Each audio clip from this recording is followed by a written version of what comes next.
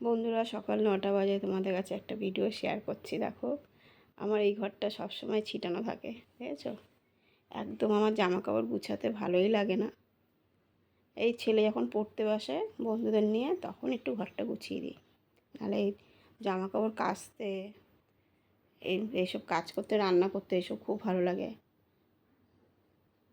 দেখেছো, পুরো ঘরটা ছিটানো। তা বন্ধুরা, দেখো 9টা বাজে, এখন চা নিয়ে চলে আসলাম, আর একটু পাঁপড় নিয়েছি।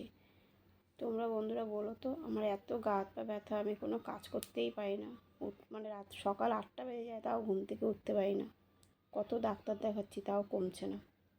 তা আমার এই আজকের এই ছোট্ট একটু ভিডিওটা কেমন লাগলো অবশ্যই জানাবে। আর কার কার জামা কাপড় গুছাতে ভালো লাগে? আমার তো জামা কাপড় গুছাতে ভালো লাগে না, কাচতে খুব ভালো লাগে, ঘর মুছতে ভালো লাগে, বাসন মাজতে অত ভালো লাগে না।